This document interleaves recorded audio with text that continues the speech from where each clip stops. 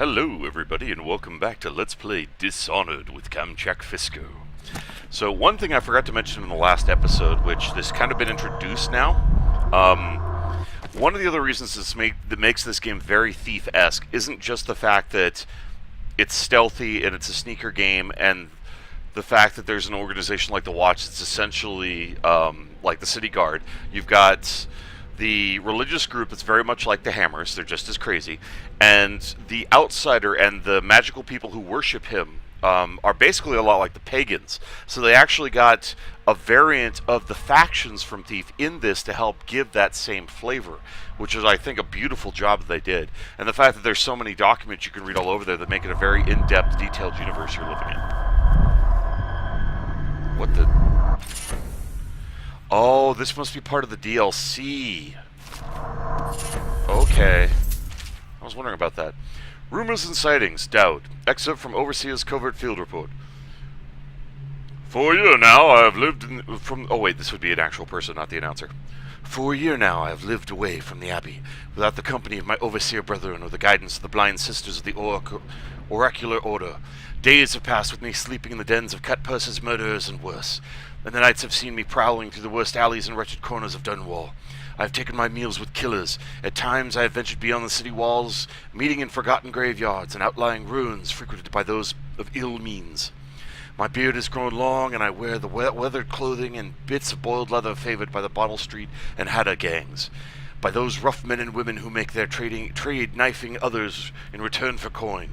My hands have run red with blood, it's true, but I have selected my targets with care, choosing among those criminals and heretics who were not fit to live, executing them justly and using their deaths as a means of building my reputation. So far, this trick has allowed me to make my name among my murderous colleagues without taking the lives of innocents. My goal is singular. I must impress the assassin named Dowd in order to get close to him. Of all the practitioners of black magic we have tracked, none concern the Abbey as much as Dowd. It is said that his mother was a witch from one of the archipelago islands, or archipelago off of the Panacea coast. I guess that's the same as the archipelago islands? I don't know. Taken captive by pirates venturing far from the Isles. According to the legend, by the time the ship returned, the captain was dead and the witch controlled the crew, with Dowd still a shadow in her belly. The earliest stories tell of a gang killer without mercy, moving among the shopkeepers and city watch officers of Dunwall like a reaper through wheat. Then a period of silence follows. Years we now believe he spent traveling the Isles, studying anatomy and the occult in the great halls of learning and in the hidden basements frequented by fellow dabblers of the forbidden arts. Dowd is even purported to have spent a winter in the Academy of Natural Philosophy itself. And for a time, before the schism developed, he counted the Brigmore witches among his allies. All the while he honed his craft, and it is during this time that we believe he began to consort with the Outsider. New reports emerged of a dusky-skinned assassin, paid by the elite to eliminate their rivals in Dunwall, and in other major cities across the Isles. Those who saw him and lived numbered in the handful. But all of them reported something strange. He appeared and vanished like smoke. From a nearby rooftop, he gestured, and a noble woman stumbled from her balcony, falling to her doom on the cobblestones below. Most recently, as this new threat of plague has risen in Dunwall, Dowd has been seen leading a gang of men in dark leather, dressed as factory whalers in their vapor masks. They seem loyal beyond comprehension for one so unworthy, leading me to wonder if some of his magic is dedicated to lulling their minds and slaving them. Only a month ago, one young girl claims to have come upon a strange scene. Carrying a bottle of milk home from a crippled brother, she was taking a shortcut from the tailor's district. In a narrow street, she passed beneath the window and heard unusual sounds from within. Pushing aside a ratty curtain, the girl saw into an abandoned apartment, used by miscreants for gambling and trading haberweed. An occult shrine had been erected against the far wall, which she recognized from the teachings given by our local overseer. A man she described resembling Dowd was kneeling before the shrine, muttering to an unseen spirit, as if in argument. He took a carving made of pale bone from the altar before him, and lights all went out in a gush of unclean wind. Quiet as a field mouse, she slipped away, running until she reached home. There could be no doubt. Dowd is an agent of the Outsider and must die, for there is no limit to the evil this man can do. This is my solemn oath, and the great purpose of my life. Until Dowd is dead and his corruption is purged from this world, I will continue to move among the depraved, winding my way toward him. I will not drop my guise or don my overseer's mask again until Dowd breathes no more. Well, that must be part of the DLC that or the DLC stuff that I ordered, because I don't remember that being there before. Quite the few bone charms. We should actually be able to go equip these puppies now. Okay, Voyeur, moderate peeping magnification for the peephole. Breaking glasses, moderate sound is reduced. That'd be useful. Good lungs, breathing water slightly increased. Useful. Drop assassins give you a bit of health. We'll turn it on, but I don't plan on drop assassinating. Enemies miss more often with arrows and bolts. Hell yeah. River affinity, swim speed slightly increased. We'll go ahead and take this one. Oh no, we don't have enough bone charms. We only have 5. That's right. Okay, so that one's fine. We don't want it. We'll probably turn Raven off once we get a better one. So let's see. What the heck are these artifacts I'm picking up? Is this money or something? 1260. Yeah, okay. This stuff's worth cash. Okay. Field survey notes. The Royal Spy. This looks like another DLC thing. Okay. Excerpt from the personal memoirs of Hiram Burroughs, dated several years earlier. This is the 4th day, month of high cold. Progress continues on the suppression of gang activities in the distillery district, but more slowly than I expected. The ruffians operating there have a cunning, I'll grant them that, but it's only a matter of time. I'll see their leader flogged in public and sent beneath the royal executioner's blade. If I had my way, that mute bastard would be working night and day, removing the heads that need removing. Internally, the Empress does not seem pleased with my investigations. It seems that this is beyond her thinking, against her very nature as a trusting person, to believe that traitors move among us, but I know they do. They must. No, Jessamine would rather spend her time with the royal protector. At least he's likely to stop any immediate threat to her safety, but a strong arm is not what's needed against those who would undermine us. How will Corvo's sword stop a poisoned wine glass or an explosive delivered by courier? It will not. There are many threats around us, threats requiring meticulous efforts to police. Young Lady Emily is undisciplined, I'm afraid. Here within Dunwall Tower she receives instructions from the finest tutors known in the Isles. Yet her mother spoils her and she spends most of her time lost in imagination, wasting her time drawing, or asking Corvo to teach her to fight with wooden sticks. The girl might rule the Empire someday. Every moment spent at play is a moment wasted. Shoring up security for the main gate leading into the Dunwall Tower has been another pet project of late. To think that back in his day, Emperor Caldwin left it open to the public during the day. Sorry about that, guys. Allowing anyone to come and go as they pleased. If it were up to me, I would seal off access to the streets entirely. But the Empress won't hear of it. The water lock is much easier to protect, and if it were the only way into the tower, traffic in and out would be greatly reduced. Someday the wrong person is going to slip in and will suffer for it. Mark my words. No amount of security is excessive when it comes to protecting the heads of state. Sadly, he was right in that regard. The Empress also disapproves of my plans for the Sokolov devices. Sokolov himself has no interest in security, of course, but he's vain and therefore keen to see his inventions deployed in any fashion. This wall of light he's been tinkering with has promise. In any case, at least I was able to convince the Empress to upgrade the pistols carried by the watch officers. Why do I worry so, when no one else seems to care? If I ever fall asleep, will it all sink into the ocean? With the rough things clambering over the walls and fill themselves on our flesh? This is what I see in the same dream several times each month. If only I had more say in things, more authority, I could protect us all. Perhaps I've been working too hard. Dinner and an evening of conversation with a certain lady of refinement might be in order. Perhaps somewhere nice in the estate district. Hiram Burroughs, Royal Spy Master. That's the asshole that framed us. Alright. Looks like we got a few other things from the DLC scattered about here. Oh geez, that's a lot of bone charms.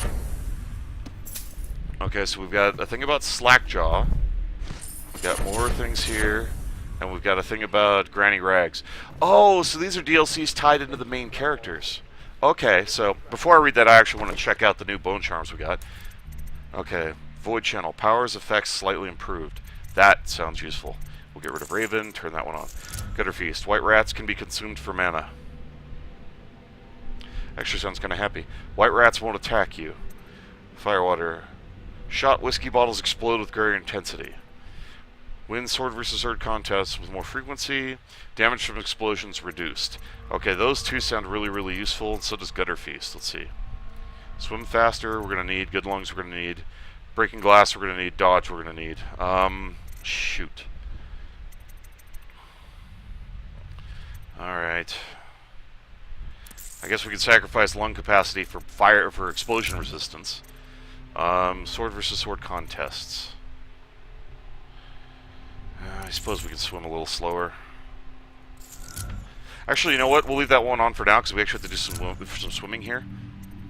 Oh, we can do 5 of 8 now? Oh, nice. So let's turn some more stuff on. Good lungs. Let's do gutter feast. The white rats can be consumed for mana. That'd be really useful. So we have what? 1, 2, 3, 4 that we can't use, but that's fine because they're not overly useful. Early life and criminal record, Slackjaw. Whoops, didn't mean to do that. Excerpts from a series of letters sent by a member of the Bottle Street Gang. You want a chinwag on Slackjaw? What he was like when we was young, before he got his name. Oh, he's got a cool head now, but it weren't always like that in the days before he was boss of the Bottle Street Gang. Time was young Slackjaw wasn't such a reasonable man. Like most of us, he grew up on the streets, running with a pack of ragamuffins and avoiding the law, pinching whatever he needed. Dark-haired and dark-eyed, smoking a pipe by the age of 10. For them born into the brothels or coming from the orphanages, it was either the gangs or working in the mudlarks, and no one wants that. Some got pressed into the Navy or put down in the mines run by the Pendletons of the Boyle families. Hard as it was on the streets, as hungry as we all got, at least we was free. By the time we weren't little uns anymore, Slackjaw was one to watch, usually calling the shots when we took down a farmer's cart or sidewalk street vendor. He'd come up with a plan, give everyone some part to play, and decide on the split. Most of us went along because we learned fast that we made out better like that. More food, more coin. Plus, none of us wanted to deal with Slackjaw when he was in a rage. He worked on a couple of big jobs with Black Sally across town, and that was enough to get the attention of the other bosses. He wasn't just a street kid anymore. Now he was an up-and-comer, which meant trouble. Another guy who fancied himself as such was Mike the Fish, who was working his way up running the protection racket among the factory women. One fine evening, we were all taken in a bowdy shower in the theater house. Mike the Fish and his lot were there in the cheap seats, too. Oh, cheap show, not shower. Wow, I misread that. Okay, that makes more sense. Just down the aisle from us, Mike gets a wild idea. He wasn't big on planning, and throws a heavy ceramic spittoon at Slackjaw, hits him square in the face, and breaks his jaw. We look to see if there's going to be a blood brawl, but Slackjaw just points to the door and we all leave, with Mike laughing at our backs. Waking up the next day without telling us why, Slackjaw motions for all of us to follow. He still can't say a word, so we just come along. We stop at the docks and Slackjaw buys, actually pays coin for it, a heavy chain covered in hooks. It's for fishing in the deep, something you'd attach to a long line off the side of a ship. It's about 4 feet, made of thick links, and there are shark hooks coming off at different angles. Slackjaw's got the thing wrapped around his left arm, dangling at his side. Not sure how he knew where Mike the Fish was staying, but when we reached his girl's house, Slackjaw throws a bottle at the window just like that. It's almost noon. There's a bunch of screaming inside, and Mike pokes his head out, looking wide-eyed and baffled. When he sees Slackjaw out in the street, a look comes across his face that gives me the willies. Pure murder. Mike comes out of the side door, bellowing like a blood ox, holding a cleaver, heading straight for Slackjaw. When they come together in the street, Slackjaw spins, and the shark hooks bite deep into Mike's arm and shoulder. He screams, but Slackjaw holds onto the chain. He's standing there with his jaw broken, clenched tight, with the chain wrapped around his left arm, hooks sunk into Mike the Fish, just knifing him as fast as he can. Mike couldn't fight very well, hooked like that and using his left hand, but he was a big guy, and it took a lot of stabbing before he went to his knees. Everyone was cheering at first, but then we went all quiet. It just kept going and going until finally it was Mike the Fish blubbering, crying like a baby at the sound of Slackjaw's knife. When it was over, and here's the brilliant part, Slackjaw took out a note and stuck it to Mike's face with a nail. It just said, "If you want a job, come to Bottle Street." Slackjaw didn't talk right for a couple of months, but word spread fast. By the end of the year, once we had a sizable gang going, he sent out letters to the other bosses telling them that he was running a brand new crew over on Bottle Street. Most of them laughed or beat up the guys who delivered the letters. Green-Eyed Trish even came back missing a thumb. Apparently Slackjaw was expecting that kind of reaction and had a backup plan. A week later, 4 of the bosses were dead. Seemed like a series of unfortunate events, but everybody knew better. One shot dead by the watch while standing in the middle of the meat market, another slipping and falling into the water out cold. One of the older bosses was found with his belly open wide and a Tevian pear stuffed into his mouth. Still not sure what that meant, because he was a stuffed pig. And Sheila Barnsworth was found bubbling in a cauldron of hot wax. Ugh. Slackjaw sent out another set of letters, offers to the underbosses telling them they'd be treated fair as peers. They even sent Green-Eyed Trish one of these letters. All of the underbosses accepted. After spilling the guts of his main competition, Slackjaw went in for stabilizing his business, real neat-like, calling in favors, smoothing things over, giving everyone a little bit of coin or drink as a bonus, showing what he could be like as a boss. So everything got quiet, which always makes the boys of City Watch nervous, of course. Word went out that the Royal Spymaster, among the Royal Spymaster snitches, the responsible citizens group they called themselves, telling everyone working in a shop or sweeping off the streets, the front steps of their homes, to keep a watchful eye for Slackjaw and his men, trying to suss out what they'd been up to and what had just happened. But Slackjaw ain't stupid. He greased a few palms among the shopkeepers in the watch too, telling them that he was in town to stay and that things would be run properly from now on without so much blood. He was finally a real boss, ready to settle into the business of moving whiskey, running the hound fights and offering up the ladies and gentlemen of the night, if you take my meaning. Then the plague came. At first it seemed like a good thing. A few people got sick and everybody wanted to buy those potions from Sokolova Piero. Health elixir or spiritual remedy, they call them. Slackjaw told me he saw an opportunity. We already had an old whiskey factory with a still where we could water the stuff down and sell at discount. Doing the same with Sokolov's elixir was a smart plan. Pretty soon everybody in the slums was sick and business was good. But after a while, there were so many people down with the plague that everyone got scared. Everybody started acting real nasty and everything fell apart. When people can't work, they don't have coin for elixir, watered down or pure. When the Empress died, it seemed like Dunwall would slide into the void. Spymaster Burroughs took over and the watch started using all the new Sokolov technology. Watch towers, tall boys, and them arc pylons. They put up a wall of light across the Clovering Boulevard and cracked down hard. But Slackjaw surprised us again. Instead of leaving town on a boat for Morley or one of the other isles, he stayed and kept it all together. We get as much elixir to fight off the plague as the City Watch, with their taxes and rations. And that's kept us alive so far. Crowley, Bottle Street Gang. Well, apparently this entire episode is going to be me reading all the DLC content. Sorry about that, guys, but it actually is relevant to the story, and it is really interesting. So we're going to go ahead and finish reading this one, and hopefully we'll have a little bit of time to at least do something else before the end of the episode. Journal of Gurney Rags, excerpt from a Randling Street Citizen. Of course I'll tell you, dear... Oh, this is probably an old woman. Of course I'll tell you, dearie. I won't keep any secrets from you in the end. All the dreary days of my life are like windows of a house. From the kitchen I can see out into the gardens, where the leaves and stalks are brown and bug-eaten. You can see a little lamp of dirt where something was wrapped in a blanket and laid to rest along the rows of twisting vines. The front room looks out into the street where the neighbors are all setting fire to their homes, barricading themselves inside. Warm and snug, dearie. Don't forget about the bedroom either. Oh, this is actually Gurney Rags. Oh, okay, so I am technically doing the right voice. It sees a dreary alley where hooligans are playing a game with an old man. The first two are hitting him with sticks, and the girl with them is kicking his dry old ribs. Oh, to have those bones, to boil them in a pot. No one lives in my house anymore, dearie. No one you'd want to meet. When I lived there with my husband, we were fine people. Vera more, one would say. Your house is as grand as Boyle Manor, better even. Your dinners are lavish, and your parties are the best.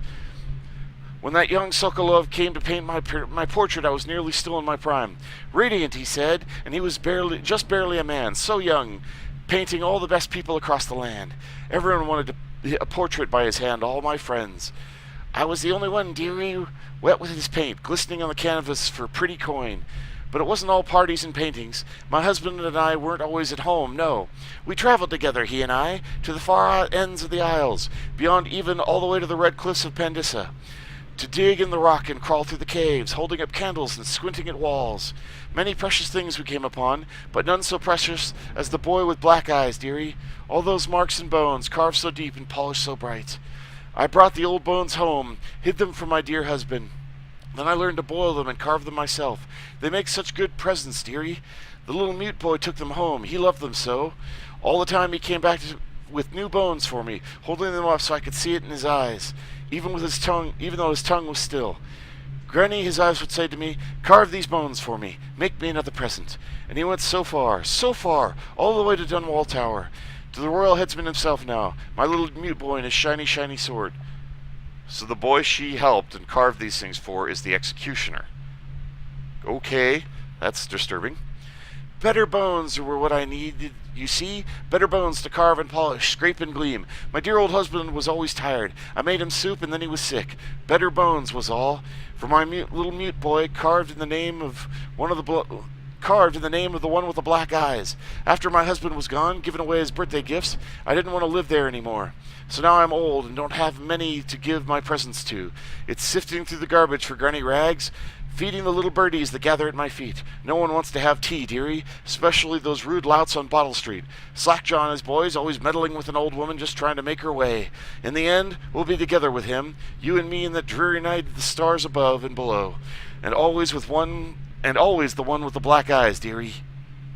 Well, that actually took up all the time we have, so I hope you guys enjoyed this little look into the 4 main pivotal characters that affect the universe. That's actually very insightful for us, but we will get back to looting and checking out what's going on in the city before we move on. So, thank you everybody for watching. You guys are awesome viewers. I really appreciate you taking the time to watch my videos. It means a lot to me, and I hope you enjoy them.